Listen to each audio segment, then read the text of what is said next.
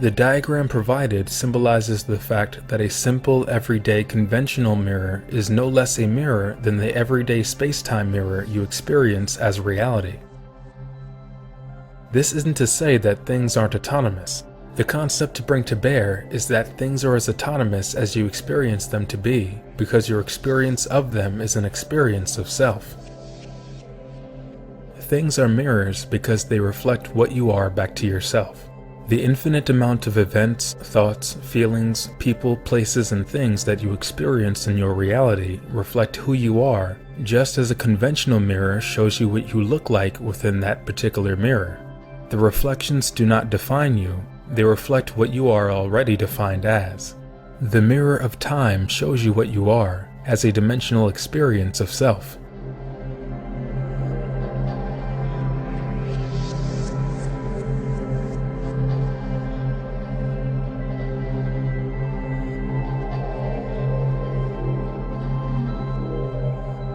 Infinity is the state of being limitless.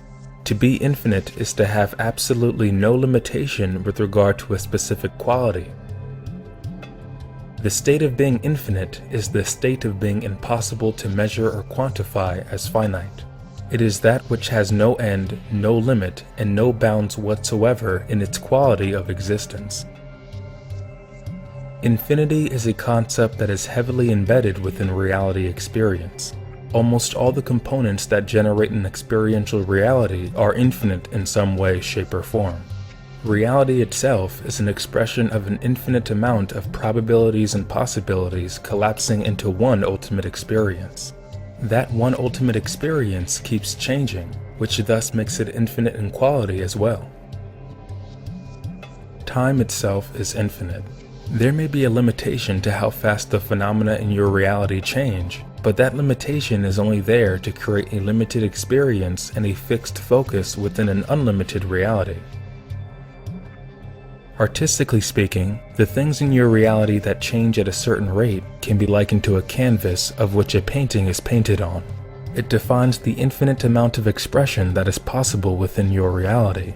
The experience of time is still infinite in quality, albeit may be symbolically defined as finite. Within infinity, you will only find more infinity, even if it may appear to be finite. The concept of that which is finite is a definition imposed upon how something that is inherently infinite looks. The concept of something being finite is a definition which defines something as finite. The thing itself is only as finite as you define it to be. And our place in it. That is, that infinity and finite system are opposites instead of complementary. But how can a finite system and an infinite curvature be complementary? How can the two be together? I knew when I was 10 that there was a solution to this, because I knew I was right, because I had seen it in my mind's eye. I instinctively knew it. Actually, most children I talk to, if they haven't gone through that first lesson of geometry, know this. They think of the universe as infinitely big and infinitely small, all embedded into each other to infinity. In general, they think of that as being quite logical. The kids are not the only people that thought of this. Do we have sound on the computer? One famous physicist, Carl Sagan, wrote a book called Contact. And then there was a movie that was made out of that book. And the movie starts like this.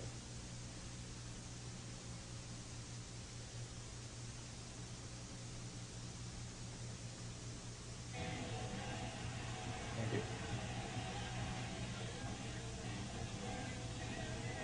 Okay, this is a little bit hard to see.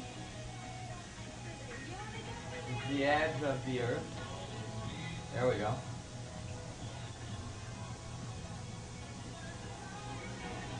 And so we're moving away from the Earth in space. And as we move out, we catch up with all the radio waves that were sent into space by the Earth.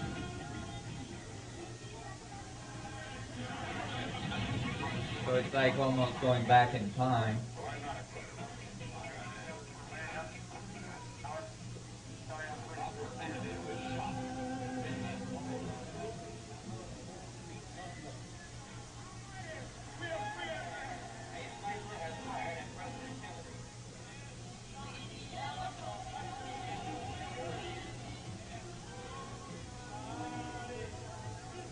There goes Saturn.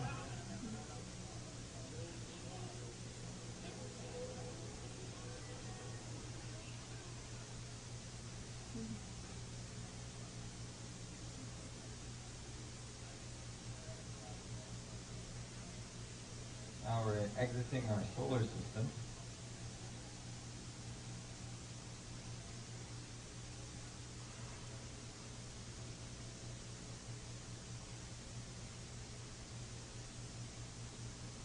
And shortly we'll be exiting the arm of the galaxy we're in.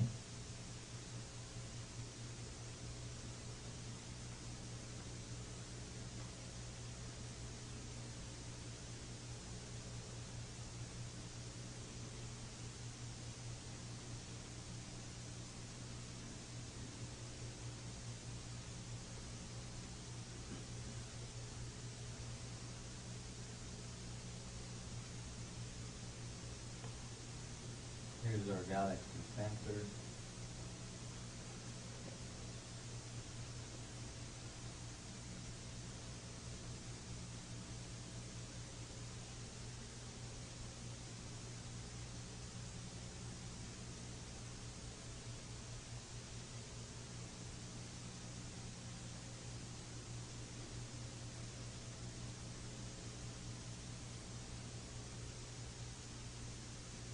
And now we're moving faster and faster away from our galactic supercluster.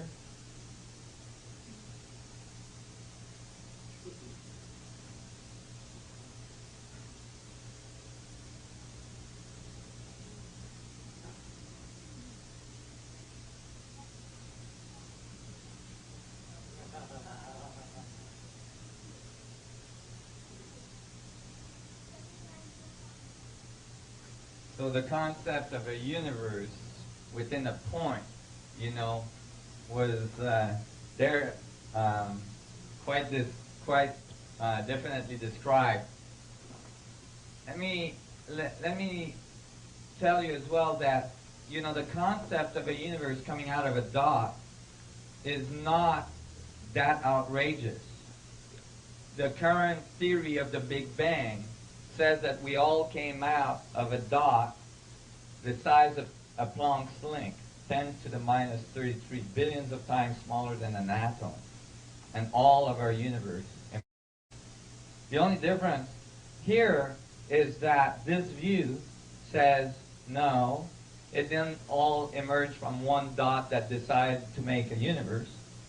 All dots contain the possibility of a universe in it. All dots are connected to all other dots. And so here, then Hollywood came up with their version of this concept. And since they're the man in black, they have much faster technology. They can move much faster than anybody else. So that's the end of Man in Black movie. And they have extreme speed. Because they got all that alien technology.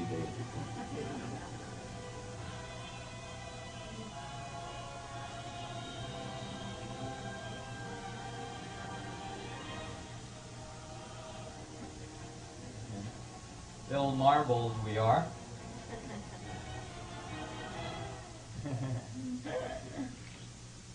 So these concepts have been around, except they've never really been understood because, again, how do you fit infinity in a finite space? And it's crucial. that we understand how we did it? Well, when I grew up, eventually, I found the solution. I found the answer to this. The solution is what is called a fractal. And I'm going to show you very, very simply how infinity fits into finite. How infinity and finite systems are absolutely complementary. And that each point has the potential of having all information in it. I'm going to show you this in a geometrical way, so it's really easy to understand.